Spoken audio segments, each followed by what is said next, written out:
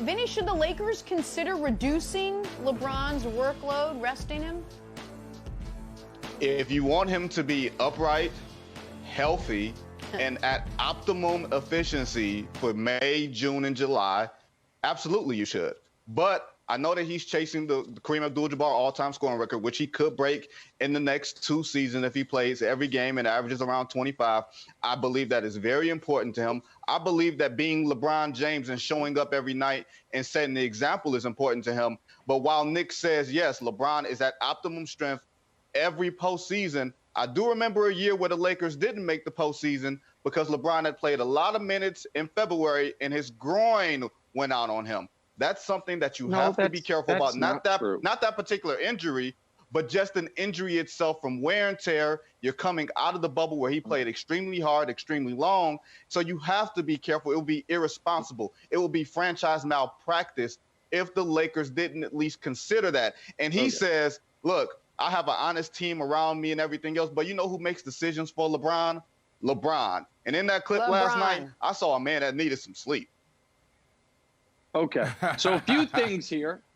One is this idea that he's playing these games because this is the way to catch Kareem. I've heard other people say it. It makes no sense. Is there like an expiration date on catching Kareem?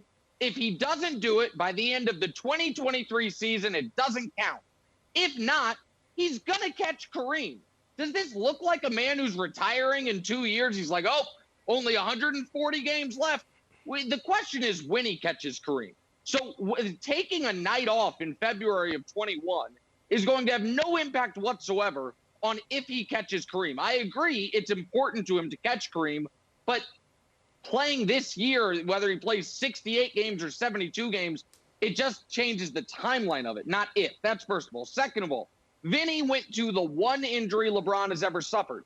He suffered that on Christmas Day of his first year with the Lakers. Why does that matter? Because that wasn't because he was overworked. The season was 20 games old.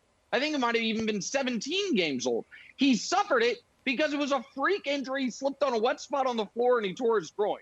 So, no, I'm not worried about LeBron James getting hurt because we've only seen him hurt once ever. Now to the more important thing. And this, Brandon, to me, is bigger than the Lakers seeding and bigger than LeBron's pursuit of Kareem's scoring title. This is LeBron James once again proving why, forget best player, we can debate that even though it's not debatable. He's the best ambassador the league's ever had because it is him putting pressure on other guys to this novel concept of work when you're healthy. Because we all know it. The NBA was trending down a dangerous path of fans not knowing, back when we could go to games, if I'm going to buy a ticket and is anybody going to play? TNT, ABC not knowing, are the stars going to show up? Load management had gone too far, and guys taking nights off had become too regular. And LeBron is helping switch that pendulum, swing it in the other direction. Now, is he overdoing it by a game or two? Maybe. But if LeBron James in year 18 at age 36 with 55,000 minutes can say, I can show up if I'm healthy, it does put pressure on Kyrie and Harden and Kawhi, and Giannis has always been great about it. Harden has too for the most part. Those guys to continue to show up to work, which is good for the health of the sport as a whole, Brandon. LeBron wants to win MVP this year. Never forget that. He wants to win his 5th MVP to tie Michael Jordan. And a big part of that narrative will be availability because Kevin Durant has missed games. Joel Embiid has missed games. All of the great contenders so far have missed a few games, maybe with the exception of Damian Lillard. So for him to be at the end of the season and say, I played all 72, coming out of the bubble where I played the longest out of anybody, for a lot of voters who say they're basing this on narrative, LeBron wants to be able to have that part of the argument. And whether that's to his detriment or to this team's detriment, I do think that is something that he is considering right now. You saw the way he talked about it last night. You can't deny that, Nick. I think it's very fascinating, the psychoanalysis. Is it to the Lakers' detriment that LeBron James plays? More on that later in the day. Also, is LeBron James playing basketball in 2021 to help his team win games, or is it because he's chasing a ghost of Michael Jordan? More on that later this month. And lastly, is the pursuit of the 1 seed bad for the Lakers' chances of winning the title when the vast majority of NBA champions have been 1 seeds? More on that never.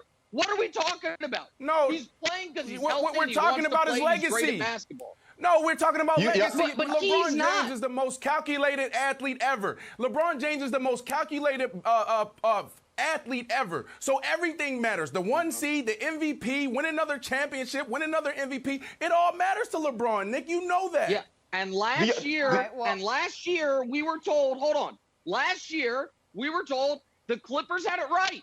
They're going to be rested. They're going to be healthy. And the Lakers, LeBron's playing too much. He's coming off his first injury ever. Yeah. And guess what? The 1 seed mattered. The Clippers got a little scare in round 1, and they got knocked out in round 2. Maybe he knows what he's doing, or he's just gotten lucky for 18 years, Jenna. I don't know. More on that later. Thanks for watching. Subscribe here to get the latest from the show. Also, be sure to check out more of the best clips from First Things First, or go watch a few segments from our other shows on FS1.